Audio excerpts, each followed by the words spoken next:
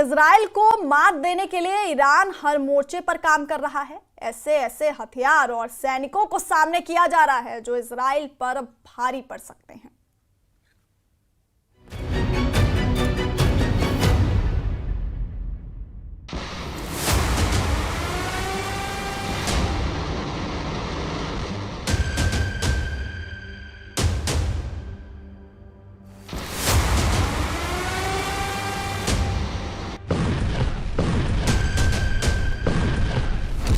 Iran के 3 लड़ाकों से मिलिए।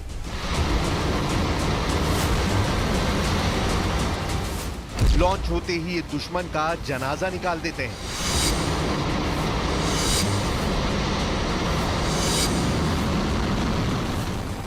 ईरान के इन 3 लड़ाकों ने इस वक्त इजराइल के इरादों को अपने टारगेट पर ले लिया है।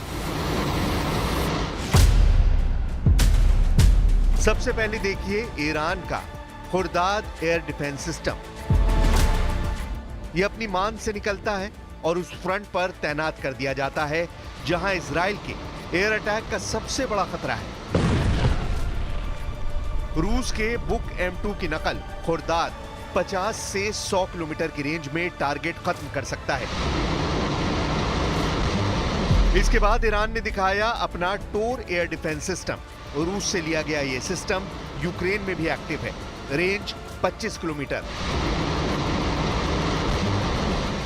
हेलीकॉप्टर हो, ड्रोन हो या फिर नीचे उड़ने वाला फाइटर जेट, समझ लीजिए काम तमाम।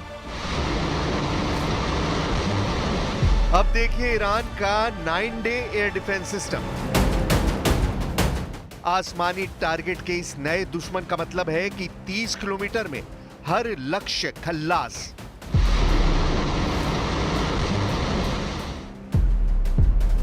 अब ईरान ने ये एयर डिफेंस सिस्टम अपनी सेना की गुफा से क्यों निकाले?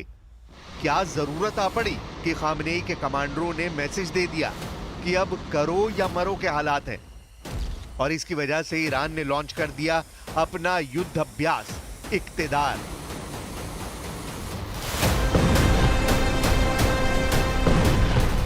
इसकी वजह है इजराइल और अमेरिका और पश्चिम के मीडिया में छपने वाली बहुत ही खतरनाक रिपोर्ट। इजराइल का मीडिया, अमेरिका का मीडिया, यूरोप का मीडिया, हर तरफ चर्चा हो रही है कि इजराइल और अमेरिका अब ईरान के परमाणु अड्डों पर अटैक करने वाले हैं। लेकिन 2025 की शुरुआत में अगर इजराइल या अमेरिका ने यह कदम उठाया तो समझ लीजिए कि एक और बड़े युद्ध में पूरे साल को झोंक दिया जाएगा और पूरी दुनिया को इस बात की गारंटी ईरान भी देगा और साथ में ईरान का साथ देने वाले देश यानी पुतिन, शी जिनपिंग और किम जोंग उन पूरे यूरोप और अमेरिका पर टूट पड़ेंगे। ईरान के परमाणु अड्डे पर हमले का मतलब है वर्ल्ड वॉर। ईरान ये वार्निंग बार बार दे चुका है। क्या इजराइल ऐसा कदम उठाएगा? वैसे नेतन्याहू ने इससे कभी इनकार नहीं किया है। इजराइल और ईरान के बीच तनाव बहुत ज्यादा है। ईरान की फौज 24 घंटे युद्ध की तैयारी में लगी हुई है और अब उसने अपने एयर डिफेंस सिस्टम उन परमाणु अड्डों पर तैनात कर दिए हैं जहां इजराइल का हमला हो सकता है। ابعاد توانمندی دفاعی ما هست متمرکز شده بودیم روی اون و نیاز بود که یک بار دیگه توانایی‌های खबर यह है कि इजराइल ने ईरान के नतांज परमाणु अड्डे को अपने टारगेट पर ले लिया है। नेतन्याहू बहुत जल्दी में है और वो ईरान के इस परमाणु अड्डे को अपने एटम बस्टर बम से पूरी तरह तबाह कर देना चाहते हैं। नेतन्याहू अब सिर्फ डोनाल्ड ट्रंप के ग्रीन सिग्नल का इंतजार कर रहे हैं और इसलिए कहा जा रहा है कि नेतन्याहू बताएंगे टारगेट और बटन दबाएंगे ट्रंप। איננו מסירים את עינינו מאיראן שמאיימת להשמיד אותנו, ואנחנו נחושים למנוע מאיראן להשיג נשק גרעיני וגם נשק אחר שיכול לאיים על ערינו ועל יישובינו.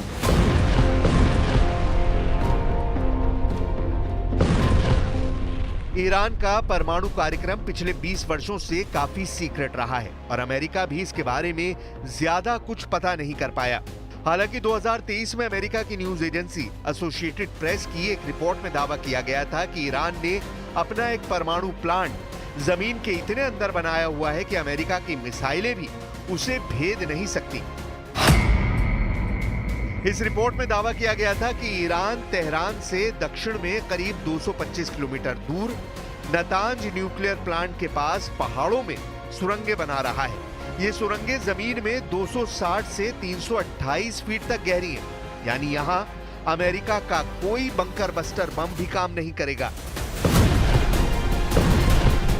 ईरान पहले 13 अप्रैल को और फिर 1 अक्टूबर को दिखा चुका है कि उसके पास ऐसी मिसाइल हैं जो लॉन्च होने के बाद 400 सेकंड के अंदर इजराइल पर जाकर तबाही मचा सकती हैं। ऐसे में ईरान का एटम बम या कहें कि उसके तमाम परमाणु ठिकाने फौरन तबाह कर दिए जाएं, यही इजराइल का फोकस होगा। अभी ईरान ने 6 स्पॉट पर न्यूक्लियर रिएक्टर लगाए हुए हैं, लेकिन इनमें से 2 अहम साइट है। पहली जगह है नतांज और दूसरी जगह है फोर्डो। यहां है अंडरग्राउंड न्यूक्लियर साइट, जहां ईरान सबसे ज्यादा गुणवत्ता के यूरेनियम संवर्धन करता है। इजराइल चाहेगा कि वो पहली फुर्सत में ईरान के इन परमाणु अड्डों को पहली ही स्ट्राइक में तबाह कर दे। ये वो जगह है जहां बेहतर क्वालिटी यानी बम बनाने के लिए बेहतर यूरेनियम तैयार किया जाता है। ये नतांज न्यूक्लियर साइट की 2002 की तस्वीर है। 2002 से 2020 तक इस साइट का ईरान ने बहुत विस्तार किया है। वहीं फोर्डो वाले न्यूक्लियर साइट की पहली सैटेलाइट तस्वीर 2009 में सामने आई थी। यहां भी 2002 से 2020 तक ईरान ने काफी काम आगे बढ़ाया है। दावा किया जाता है कि ईरान सबसे अधिक यहीं यूरेनियम संवर्धित कर रहा है। अब तक ईरान की नीति साफ है कि वो परमाणु बम नहीं बनाएगा। सुप्रीम लीडर अली खामनेई भी इसे बार बार दोहरा चुके हैं, लेकिन अब खतरा ईरान के परमाणु अड्डों को है। सवाल है कि क्या खामनेई अपनी नीति बदलने पर मजबूर हो जाएंगे, क्योंकि खामनेई के सलाहकार ने ऐसा इशारा किया है कि अगर ईरान के अस्तित्व पर खतरा पैदा हुआ तो वो अपनी परमाणु नीति बदल सकता है। ईरान के पास अभी एटम बम है या नहीं, ये बात पुख्ता तौर पर अमेरिका भी नहीं जानता, लेकिन इजराइल के पास एटम बम है, इससे कोई इनकार नहीं करता। दावे के मुताबिक आज की तारीख में इजराइल के शांत रेगिस्तान में नेगेव परमाणु रिसर्च सेंटर है, जहां ताकतवर हथियार बनाने का काम किया जाता है। गाजा में बमबारी के दौरान इजराइल के एक मंत्री ने परमाणु बम इस्तेमाल करने की भी सलाह दी थी, जिसे बाद में नेतन्याहू ने खारिज कर दिया। लेकिन इसी बयान से साफ हो जाता है कि इजराइल जिस बम को छुपाने की कोशिश कर रहा है, वो भी दुनिया के लिए बड़ी तबाही की वजह बन सकता है।